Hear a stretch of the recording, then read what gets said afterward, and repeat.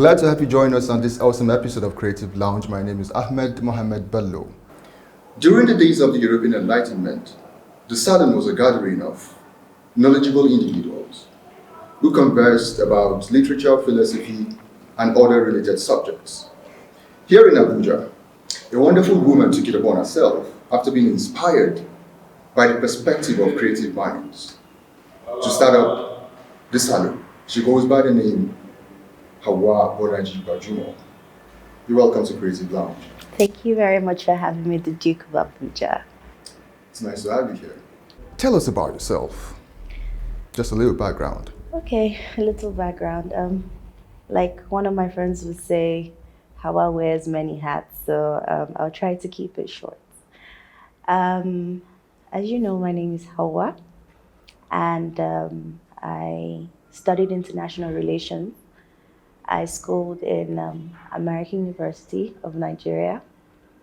And I have always been intrigued by creative mind, creativity. I also, and because I have been intrigued by that, I've been writing since I was 10. So I am a poet, a self-renowned poet myself. And I write articles as well. I am also a makeup artist. Okay. Yes, so I am into makeup artistry, not just beauty, just different types of makeup in itself. I'm into the hospitality business as well. I run a family-owned restaurant business. Okay. So I would call myself a restaurateur as well. And I am the CEO of the Salon, a founder of the Salon. And it's been amazing. I feel that I am right where I'm supposed to be. I've always been intrigued by, the arts, because I've always been surrounded by the art world since my mom studied performing arts. My auntie also studied performing arts. So as I could remember, I was 3-4 years old going to the theaters and watching plays and all of that. So I guess it's only, normal for me to be here now, being the founder of the Salon. So yes, so that's a little bit about me, and then some. So generally you're creative. Yes, I am a creative as well. Yes, I am a creative. Many things. Yes, I do. I love, I immerse myself in whatever, creativity, whatever it is that has to do with creativity. It's just me, and I can't run away from it. And I am an art enthusiast as well. You have a lovely gallery. Thank you. I do love collecting art pieces and also, looking at them as well, the ones that you can afford. But yes, you have a very beautiful place, I must say. You should collect some of my pieces too. Definitely. After hearing your background, Okay. I know the little I know about the Salon, the genesis of the Salon. Yes. It dates back to the European That's the 16th century. 16th, 17th century. Yes. And it came from the French civilization. In originally Italian, but then the French adopted it more. Yes. Okay. So why did you feel the need to start it up here in Nigeria? Well, it's a very, it's one of those stories that you just look back and you smile, because I was in school when I got introduced to what the concept of the Salon, and which is why kids, you should go to school because there's some things that you learn and you just get immersed in it, if the interest is there. And with what my background is, which is international relations, I had to do a course called Western Civilization. Okay.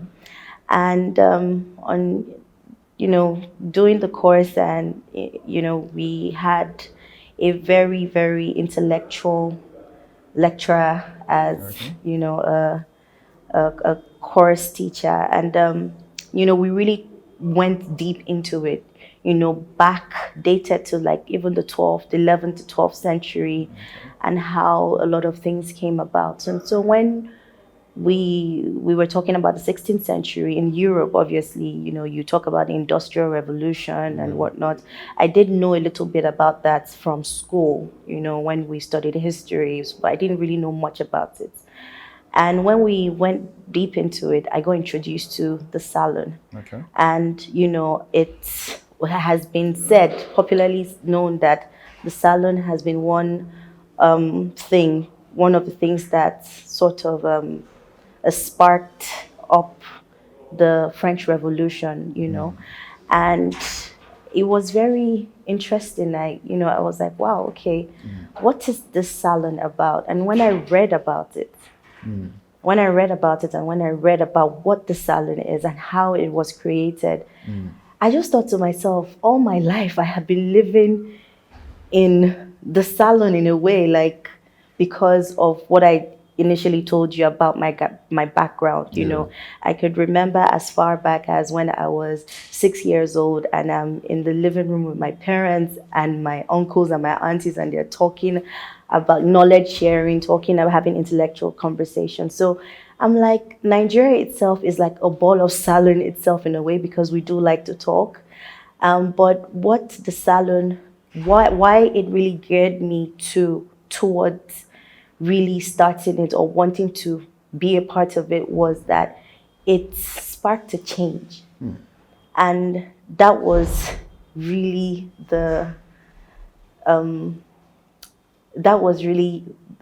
sorry, can I, sorry. Okay. So it sparked a change for me, and that was really the idea for me. And I was like, yes, this is what I want to do. And I wrote it at the back of my notebook, and I just wrote the Salon. And then 2 years later, fast forward, and I'm talking to a few friends, like actually a friend of mine and my brother, and they were like, okay, let's just start. And officially we started the Salon in 2017, December of 2017. And that was how I started the Salon. It's beautiful to know how something this big started from an idea in the classroom. Yeah, yes, it is actually. It's quite inspiring. Thank you. Maybe I should have paid more attention back in school. Oh But well. it's really beautiful. Thank you. Can I ask you, what are the values, of the Salon? What does it stand for? Okay. It's very simple. The Salon is a platform for creative minds and intellectuals. Okay. That is what it is. So what we try to imbibe and we try to focus on mainly is integration. Okay.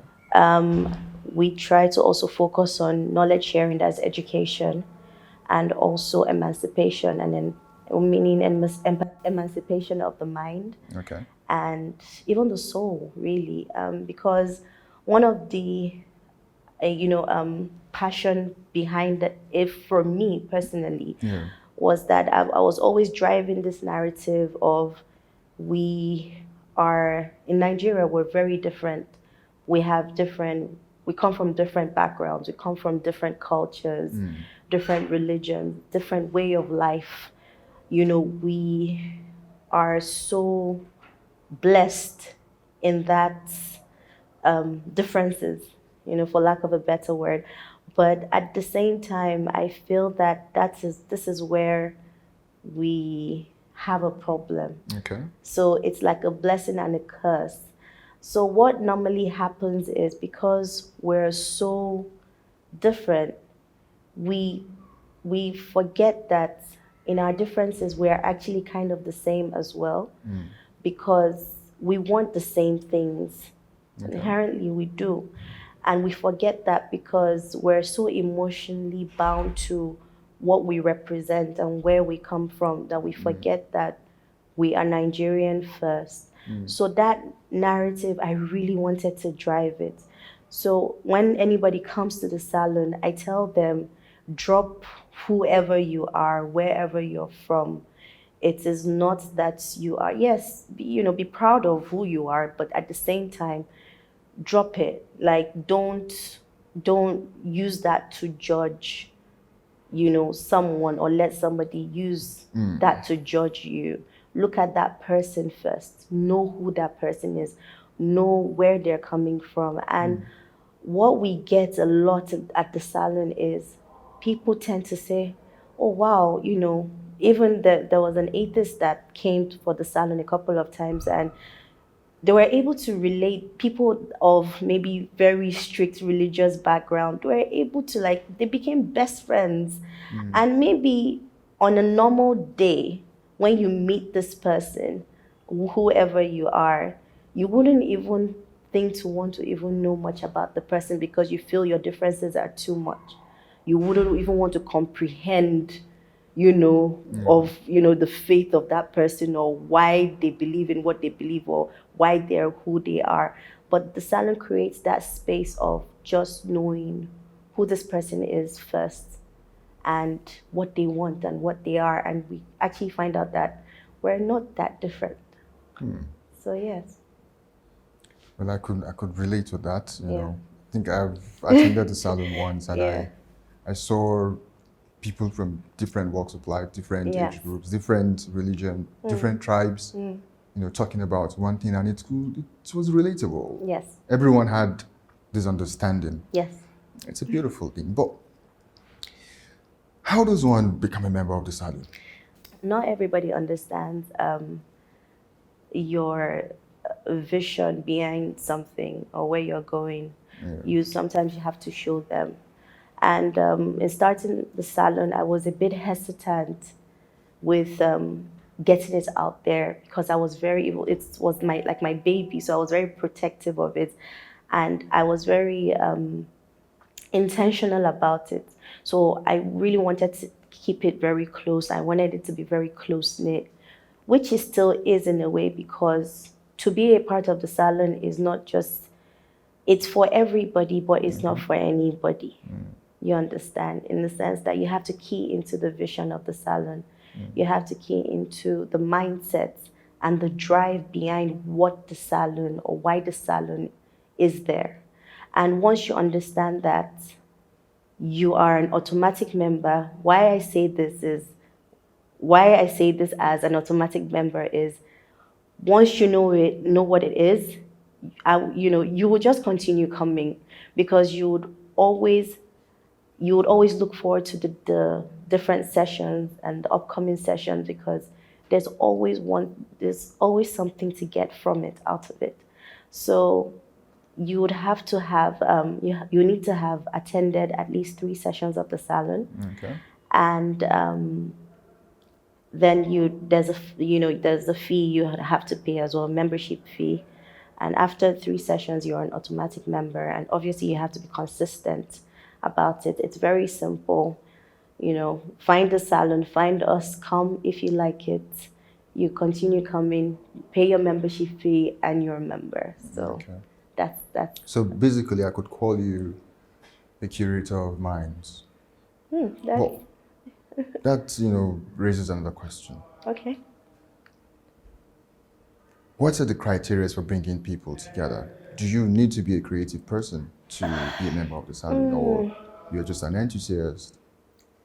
Yes. What are the criteria? Okay. Criteria, like you just rightly said, you just mentioned enthusiast, creative. Yes, it's for everyone. Like I just said, you could be a creative. You could be a creative enthusiast. You could be an intellectual. So it's all about knowing what the salon is all about, and knowing if, as the Gen Zs will say now, vibe with it. Okay. So it's, if you feel, okay, this is what rocks my boat at the moment, and this is what this is my circle. So it's I would say that the salon is in the arts world in a way, because we artists and creatives, I would call us philosophers and historians as well, automatically, going back to what the salon is. So the criteria is just being interested in making an impact, Okay. and being an enthusiast and a creative. And you don't have to come and feel like you need to talk. Nobody is going to force you to say anything. People come and just sit and listen.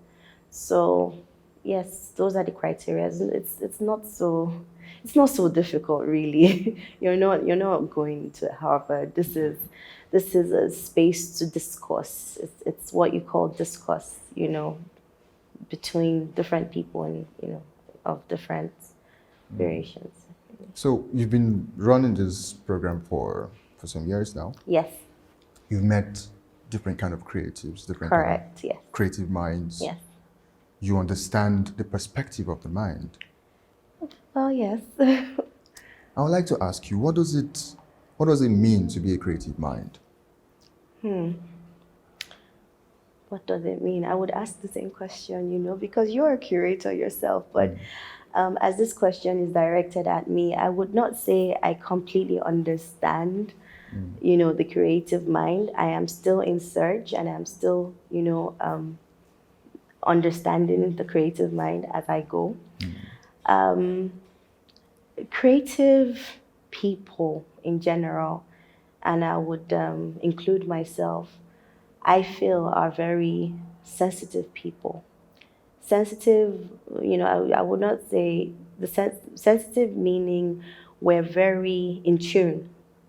So that's what I mean with sensitive.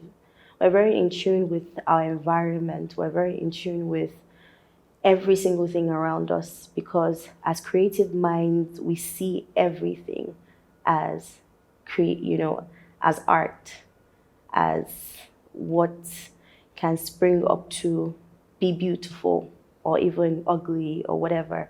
So we have different perspective, and we try to also mimic different perspective from different eyes, So when I talk to creative people and meet creative minds, I immediately know from a conversation.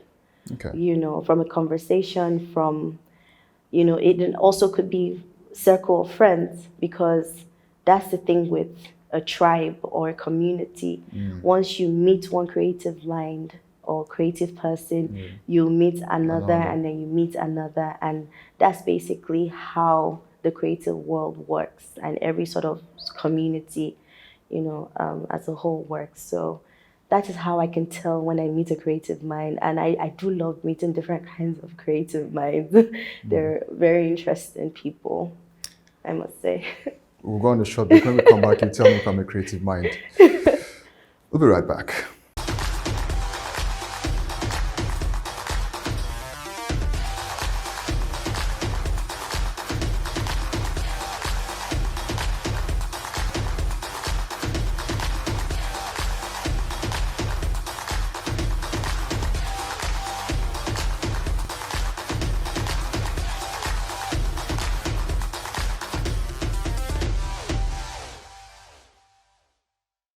You're welcome back, and if you're just joining us, this is Creative Lounge, and we're talking about the Salon and the creative minds.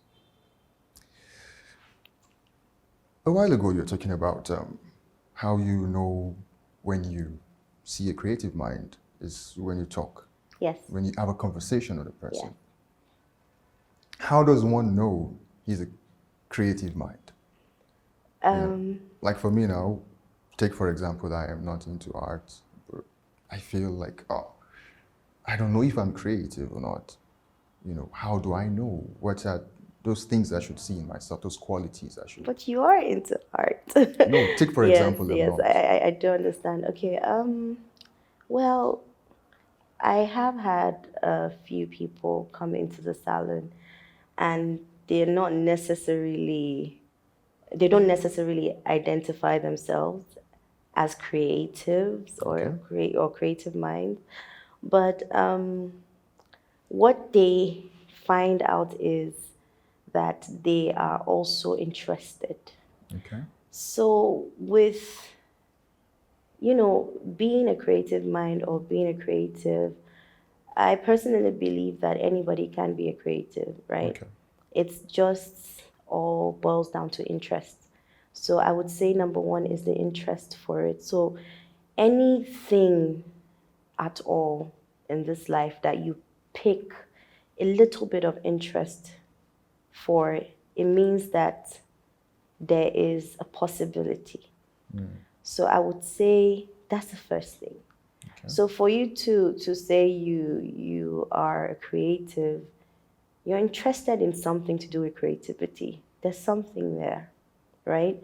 So, and for you to fully immerse yourself into creativity and to find out, okay, if you're creative, is when you now start to see yourself in the midst of more creatives. And you start to relate with more creatives, and then you now start to pick some certain interests. So I think it starts from the little things. Okay.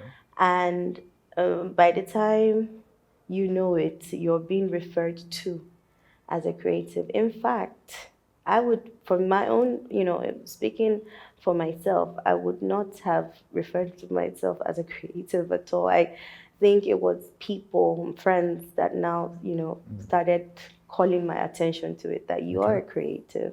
So for some, that's how it starts. But for some, it's just like it's natural. So to answer your question, for me not to know that, oh, I don't even think I'm a creative, or how do I know I'm a creative, is just look around you. It's your circle.